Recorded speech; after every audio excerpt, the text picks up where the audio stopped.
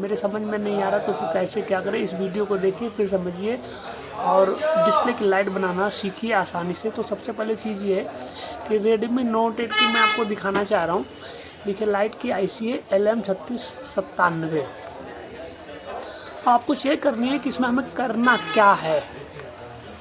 तो दोस्तों लाइट की IC आपकी ये है और मैं आपको दिखाना चाह रहा हूँ कि डिस्प्ले के जो कनेक्टर है, कनेक्टर पर आपको क्या क्या चीज़ चेक करना होगा।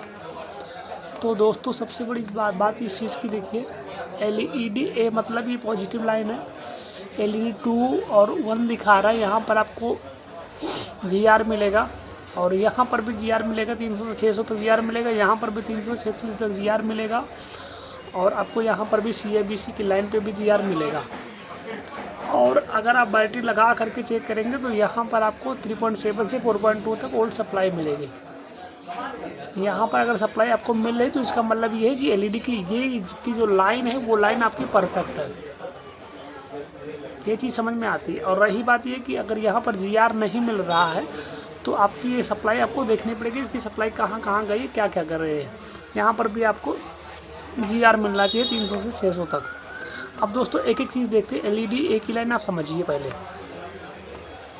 देखिए LED A की लाइन है, यहाँ पर देखिए कैपेसिटर लगा हुआ पैरेलल में, इसके बाद यहाँ कॉइल लगा हुआ है। ये जो कॉइल लगा हुआ है इस कॉइल को सीरीज में लगाया गया है। सीरीज़ का मतलब ये था कि आप जंपर भी मार सकते हैं अगर ख़राब निकलता है। अगर यहाँ पर 3.7 मिल रहा है और यहाँ पर 3.7 नहीं मिल रहा है तो आप इसको निकाल के जंपर मार सकते हैं। देखो कहने का मतलब ये है इसका ये ओपन हो गया है। अब दूसरी चीज़ ये है कि यहाँ पर देखिए आपको इस IC में सप्लाई आई हुई है और यहाँ पर देखिए डायोड लगा हुआ है। इस डायोड का सारा खेल होता है, इस डायोड का और इस कॉइल का, क्योंकि इस दोनों के भरोसे इसकी वोल्टेज, कहने का मतलब ये है कि फ्लैक्चुएट करता है। फ्लैक्चुएट करने का मकसद ये होता है कि आपका जो वोल्टेज को बढ़ाता है वो यही चीज़ बढ़ाता है, डायोड ही बढ़ाता है, बिना डायोड के कुछ भी इसमें नहीं बढ़ेगा।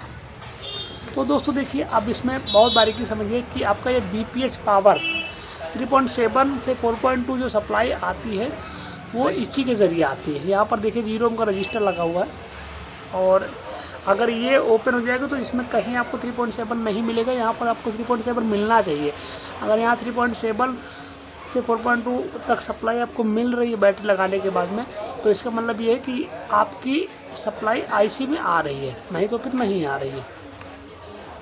कभी कभी ये होता है कि जो कॉइल आपकी है ये कॉइल ओपन हो जाती है, एक तरफ आएगी दूसरी तरफ नहीं आएगी।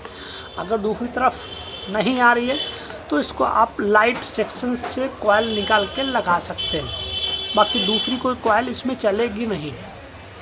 अब दोस्तों सबसे बड़ी चीज़ ये है कि यहाँ देखिए सीरीज में रजिस्टर लगा हुआ है, इस रजिस्टर को भी आप जंपर मार सकते हो, कोई दिक्कत की बात नहीं। और यहाँ किस किस पॉइंट पर सप्लाई आ रही है ये चीज़ आपको देखना होगा। तो दोस्तों कुल मिला के ये है कि यहाँ पर आपको 3.7 वोल्ट सप्लाई मिलनी चाहिए। ये देखिए डायोड है, इस डायोड के इस तरफ आपको 3.7, अगर बैटरी ऑफ है तो 3.7 यहाँ पर मिलना चाहिए। और दूसरी चीज़ ये है कि अगर आप ऑन करते तो यहाँ बूस्ट करेगा। बूस्ट का मतलब ये है कि 16 से 18 वोल्ट सप्लाई बनेगी।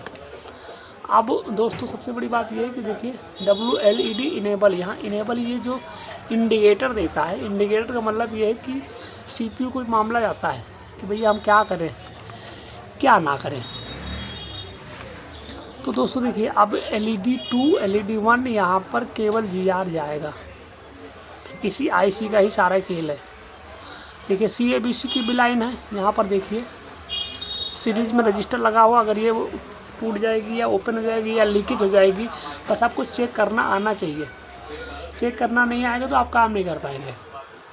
तो दोस्तों कुल मिला के ये है कि यहाँ पर आपको वोल्टेज मिलेगा। और यहाँ पर देखिए I2C का मतलब ये होता है कि 2 डबल सिक्योरिटी होती है, HDA और SCL,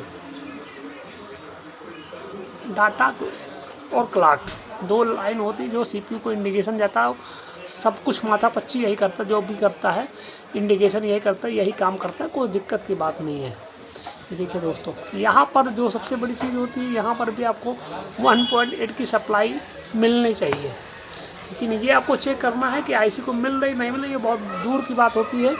सबसे बड़ी बात ये होती है कि यहाँ पर जो आपकी ये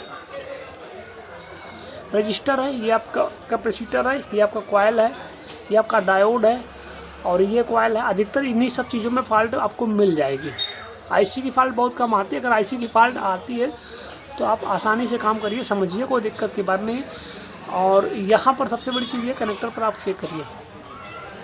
इतनी सारी चीज़ें अगर आप देख लेंगे, करेंगे तो आपको समझ में आ जाएगा, आपका काम कहीं ना कहीं फॉल्ट आपको मिल ही जाएगा।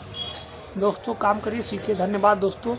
अगर इन सब वीडियो को देखने के बाद अगर आपको कुछ सीख मिली हो तो चैनल को लाइक कीजिए, शेयर कीजिए और सब्सक्राइब कीजिए। धन्यवाद दोस्तों।